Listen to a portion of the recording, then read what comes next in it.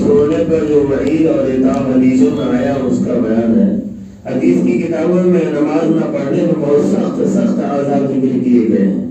نمونے کے طور پر چند حدیثیں کی جاتی ہیں۔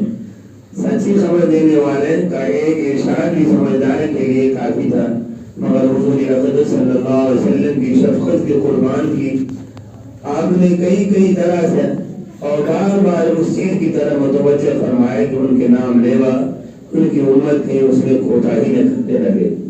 پھر افسوس ہے کہ ہمارے حال پر کہ ہم حضور صلی اللہ علیہ وسلم کے اس اہتمام کے باوجود نماز کے اہتمام نہیں کرتے اور بے غیرتی اور بے حیائی سے اپنے کو امتی اور متبع رسول اور اسلام کے غریبی سمجھتے ہیں۔ حضور اکرم صلی اللہ علیہ وسلم کی ارشاد ہے کہ نماز چھوڑنا آدمی کو کفر سے ملا دیتا ہے۔ یہ جگہ ارشاد ہے کہ بندہ اور کفر کو ملانے والی چیز صرف نماز کو چھوڑنا ہے۔ یہ جگہ ارشاد ہے کہ ایمان اور کفر کے درمیان نماز چھوڑنے کا فرق ہے۔ اس کی مضمون اور بھی کئی حدیثوں میں آیا ہے۔ ایک حدیث میں آیا ہے کہ عبر کی نماز جلدی پڑھا کرو، کیونکہ نماز چھوڑنے سے آدمی کافر ہو جاتا ہے۔ یعنی کہیں ایسا نہ ہو کہ عبر کی وجہ سے وقت کا پتہ نہ چلے اور نماز قضا ہو جائے، اس کو بھی نماز کا چھوڑنا ارشاد فرمایا۔ کتنی سخت بات ہے کہ نبی اکرم صلی اللہ علیہ وسلم نماز کے چھوڑنے والے پر کفر کا حکم لگاتے ہیں۔ علماء نے اس حدیث کو انکار کے ساتھ مقید فرمایا ہے، مگر حضور صلی اللہ علیہ وسلم کی ارشاد کی فکر اتنی سخت چیز ہے کہ جس کے دل میں ذرا بھی حضور صلی اللہ علیہ وسلم کی وقعت اور حضور صلی اللہ علیہ وسلم کی ارشاد کی اہمیت ہوگی، اس کے لیے ارشادات نہایت سخت ہیں۔ اس کے علاوہ میں صحابہ رضی اللہ عنہم جیسا کہ حضرت عمر، حضرت عبداللہ بن مسعود، حضرت عبداللہ بن عباس وغیرہ حضرات کا مذہب ہے کہ بلا عذر جان کر نماز چھوڑنے والا کافر ہے۔ امام حضرت امام احمد بن حنبل صاحب نے لاہوریہ ابن مبارک میں یہی مذہب نقل کیا جاتا ہے۔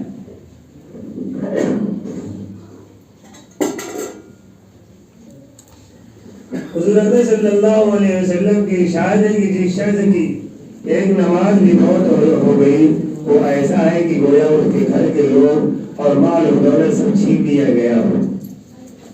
نماز کا ضائع کرنا اکثر بال بچوں کی وجہ سے ہوتا ہے، ان کی خیر خبر میں مشغول رہے یا مال و دولت کمانے کی لالچ میں ضائع کی جاتی۔ حضور صلی اللہ علیہ وسلم کی ارشاد ہے کہ نماز کا ضائع کرنا انجام کے اعتبار سے ایسا ہی ہے گویا بال بچے اور مال و دولت سب ہی چھین لیا گیا اور اکیلا کھڑا رہ گیا۔ اتنا خسارہ اور نقصان اس حالت میں ہے، اتنا ہی نماز کے چھوڑنے میں ہے کہ جس قدر میں سلمہ اس حالت میں ہو اتنا ہی نماز کے چھوڑنے میں ہونا چاہیے۔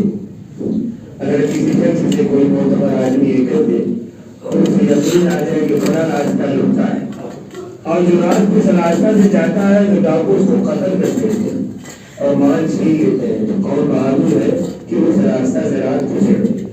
رات کو توتا گنا دن کو بھی مشکل سے اس راستہ کو چلے گا، مگر اللہ کے سچے رسول صلی اللہ علیہ وسلم کے ایک بات ارشاد ایک دو نہیں کئی حدیثوں میں وارد ہوا ہے۔ اور ہم مسلمان حضور صلی اللہ علیہ وسلم کے سچے ہونے کے دعویٰ بھی جھوٹے زبانوں سے کرتے ہیں، مگر اس بات کی ارشاد کا اثر کیا ہے ہر شخص کو معلوم ہے۔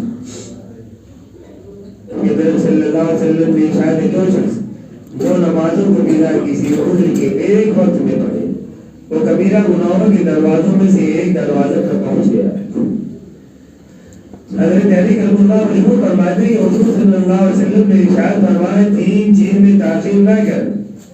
نمبر ایک جماعت جب اس کا وقت ہو جائے، نماز جب اس کا وقت ہو جائے، دوسری نماز جنازہ جب تیار ہو جائے، تیسری بے نکاحی اور جب اس کے جوڑ کا قابل مل جائے، یعنی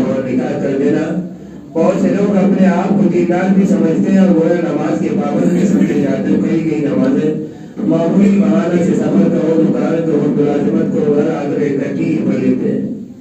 یہ گناہ کبیرہ ہے کہ بلا کسی عذر بیماری وغیرہ کے نماز کو اپنے وقت پر نہ پڑھا جائے. گویا وہ بالکل نماز نہ پڑھنے کے برابر گناہ نہ ہو, لیکن بے وقت پڑھنے کا بھی سخت گناہ ہے, اسے خلاصی نہ ہوئی.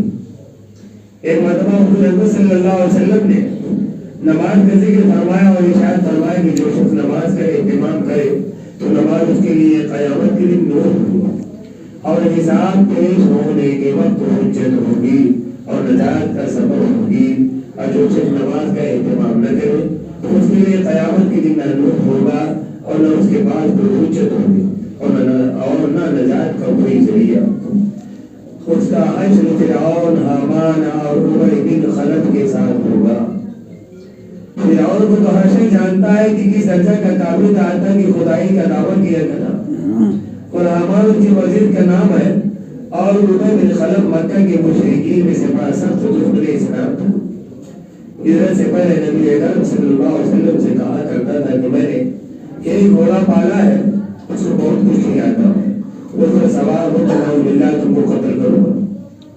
حضور صلی اللہ علیہ وسلم نے ایک مرتبہ اسے فرمایا تو انشاءاللہ میں تجھ کو قتل کروں گا. وہاں کی لڑائی میں حضور صلی اللہ علیہ وسلم کو تلاش کرتا پھرتا تھا اور کہتا تھا کہ اگر وہ آج بچ گئے تو میری خیر نہیں. چنانچہ حملہ کے ارادے سے حضور صلی اللہ علیہ وسلم کو قریب پہنچ گیا. صحابہ نے ارادہ بھی فرمایا کہ تو ہی سے وہ نمٹا دے. حضور صلی اللہ علیہ وسلم نے ارشاد فرمایا آنے دو. جب وہ قریب ہوا تو حضور صلی اللہ علیہ وسلم نے ایک صحابی کے ہاتھ میں سے بادشاہ لے کر اسے کے مارا جو اس کی گردن پر لگا اور ہلکا سا خراش اس کی گردن پر آ گیا. مگر اس کی وجہ سے گھوڑے سے لڑکتا ہوا گرا اور کئی مرتبہ گرا اور بھاگتا ہوا اپنے لشکر میں پہنچ گیا اور چلاتا تھا خدا کی قسم مجھے محمد صلی اللہ علیہ وسلم نے قتل کر دیا. استاد نے اس کو اطمینان دلایا کہ معمولی خراج کی کوئی فکر کی بات نہیں, مگر وہ کہتا تھا کہ محمد نے مکہ میں کہا تھا میں تجھ کو قتل کروں گا, خدا کی قسم اگر خود کو چھوڑ دیتے تو میں مر جاتا. لکھتے ہیں اس کے چلانے کی آواز ایسی ہو گئی تھی جیسا کہ بیل کی ہوتی ہے. ابو سفیان نے جو اس لڑائی میں بڑے زوروں پر تھا اس کو شرم بھی آئی کہ ذرا سے خراج سے اتنا چلاتا ہے. تجھے خبر بھی ہے کس نے ماری ہے, یہ محمد کی مار ہے. مجھے اس سے جس قدر تکلیف ہو رہی ہے لات اور عزا کی قسم اگر یہ تکلیف سارے حجاز والوں پر تک کو تقسیم کر دی جائے تو سب ہلاک ہو جائے.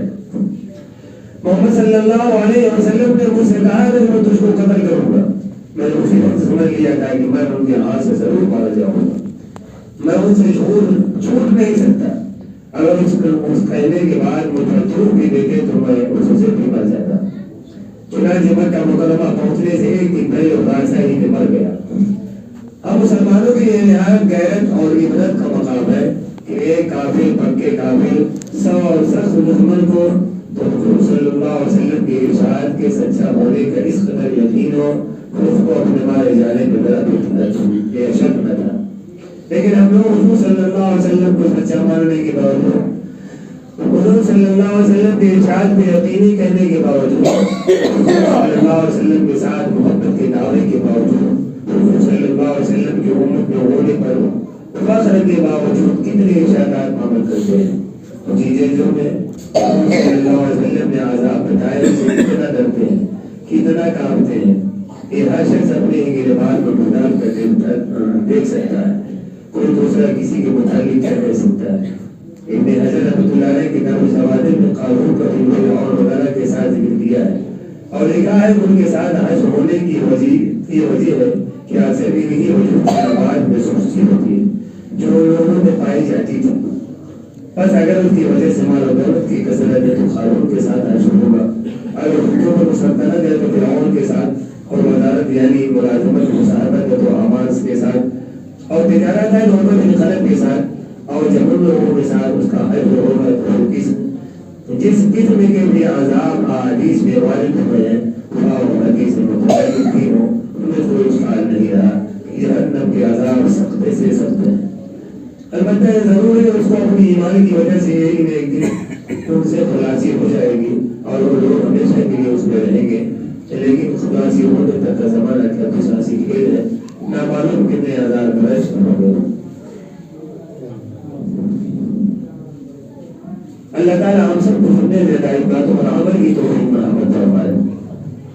سبحان اللہ سبحانک اللہم و بحمدک اشہد ان لا الہ الا انت استغفرک و اتوب الیک۔ سبحان ربک رب العزة عما یصفون وسلام علی المرسلین والحمد للہ۔